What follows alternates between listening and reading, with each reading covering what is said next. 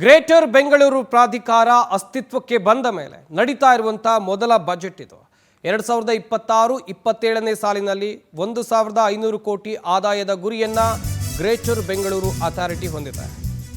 Greater Bengaluru ಪ್ರಾಧಿಕಾರದ ಮೊಟ್ಟ ಮೊದಲ ಬಜೆಟ್ ಇದು. 2026-27ನೇ ಸಾಲಿನಲ್ಲಿ ಸಾಕಷ್ಟು ಗುರಿಯನ್ನು ಹೊಂದಿದ್ದಾರೆ. 3.20 ಲಕ್ಷ ಈ ಖಾತಾಗಳನ್ನು ವಿತರಿಸುವ ಗುರಿ ಇದೆ. ಹಾಗೆ ಎಐ ಮೂಲಕ ತೆರಿಗೆ ಬಾಕಿದಾರರನ್ನು ಗುರುತಿಸೋಕೆ ಸಿದ್ಧತೆಯನ್ನು ಮಾಡಿಕೊಳ್ಳಲಾಗಿದೆ. ವರ್ಷಕ್ಕೆ 100 ಕೋಟಿ ಹೆಚ್ಚುವರಿ ಆದಾಯ ಹೊಂದುವಂಥ ಗುರಿ ಇದೆ. ವರ್ಷಕ್ಕೆ 225 ಕೋಟಿ ರೂಪಾಯಿ ಹೆಚ್ಚುವರಿ ಆದಾಯದ ನಿರೀಕ್ಷೆ ಇದೆ. ಕಾದು ನೋಡಬೇಕು. ಗ್ರೇಟರ್ ಬೆಂಗಳೂರು ಅಥಾರಿಟಿಯ ಬಜೆಟ್ ಮಂಡನೆಯಾಗ್ತಾ ಇದೆ. ಸಾಲು ಸಾಲು ನಿರೀಕ್ಷೆಯನ್ನು ಬೆಂಗಳೂರಿನ ಜನತೆ ಇಟ್ಕೊಂಡಿದ್ದಾರೆ. ಇನ್ನೊಂದು ಕಡೆಯಲ್ಲಿ ಒಂದಷ್ಟು ಗುರಿಗಳನ್ನು ಗ್ರೇಟರ್ ಬೆಂಗಳೂರು ಪ್ರಾಧಿಕಾರ ಕೂಡ ಹಾಕ್ಕೊಂಡಿದೆ. ಗಮನಿಸಬೇಕಾದಂಥ ವಿಚಾರ, ಆಡಳಿತ ವೆಚ್ಚಕ್ಕಾಗಿ 82 ಕೋಟಿ ಹಣವನ್ನು ಮೀಸಲಿಡಲಾಗಿದೆ.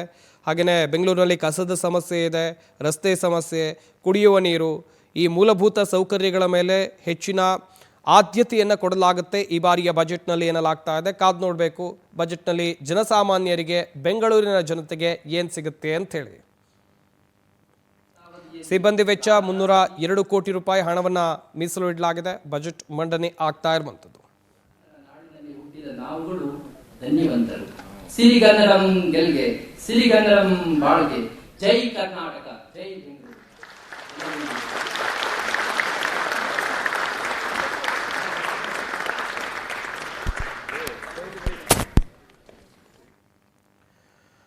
2026-27ನೇ ಸಾಲಿನಲ್ಲಿ ಸಾಕಷ್ಟು ಗುರಿಯನ್ನು ಗ್ರೇಟರ್ ಬೆಂಗಳೂರು ಅಥಾರಿಟಿ ಹೊಂದಿದೆ. ಕಸ ವಿಲೇವಾರಿಗೆ 300 ಕೋಟಿ, ಹಾಗೆಯೇ ಕಾರ್ಯಾಚರಣೆ ನಿರ್ವಹಣೆಗೆ 342 ಕೋಟಿ, ಹೀಗೇ ಸಾಲ ಮರುಪಾವತಿಗೆ 193 ಕೋಟಿ.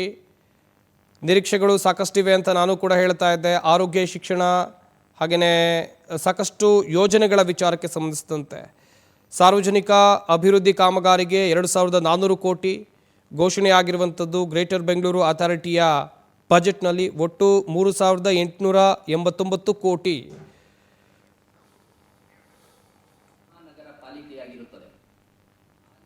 ಬೆಂಗಳೂರು ರಾಜ್ಯ ಸರ್ಕಾರವು ದಿನಾಂಕ 19/7/2025 ಅಧಿಸೂಚನೆಯ ರೀತ್ಯ ಬೃಹತ್ ಬೆಂಗಳೂರು ಮಹಾನಗರ ಪಾಲಿಕೆಯನ್ನು ಗ್ರೇಟರ್ ಬೆಂಗಳೂರು ಪ್ರಾಧಿಕಾರವನ್ನಾಗಿಸಿ 5 ನಗರ ಪಾಲಿಕೆಗಳಾಗಿ ವಿಭಜಿಸಲಾಗಿರುತ್ತದೆ.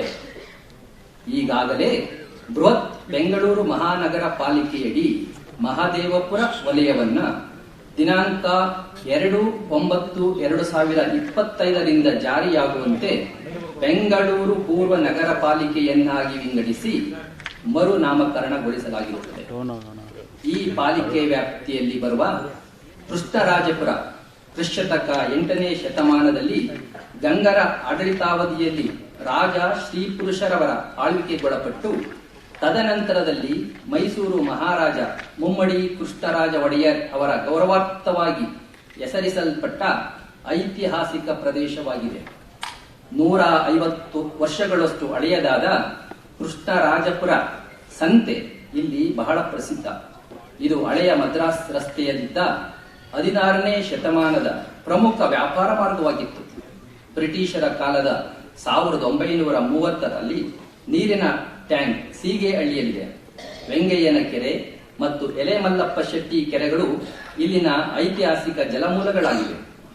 2003ರಲ್ಲಿ ಉದ್ಘಾಟನೆಯಾದ ಶ್ರೀ ರಾಜಪುರ ಕೃಷ್ಣರಾಜಪುರ ತೂಗು ಸೇತುವೆ ಹ್ಯಾಂಗಿಂಗ್ ಬ್ರಿಡ್ಜ್ ಈ ಪ್ರದೇಶದ ಹೆಗ್ಗುರುತಾಗಿದೆ. ಬೆಂಗಳೂರಿನ ಹೊರವಲಯದಲ್ಲಿದ್ದ ಮಹದೇವಪುರವು ಮೊದಲು ನಗರಸಭೆಯಾಗಿ ಕಾರ್ಯನಿರ್ವಹಿಸುತ್ತಿದ್ದು 2007ರಲ್ಲಿ ಬೆಂಗಳೂರು ನಗರ ಮಹಾನಗರ ಪಾಲಿಕೆಯೊಂದಿಗೆ ವಿಲೀನಗೊಂಡು ಬೃಹತ್ ಬೆಂಗಳೂರು ಮಹಾನಗರ ಪಾಲಿಕೆಯಾಗಿರುತ್ತದೆ.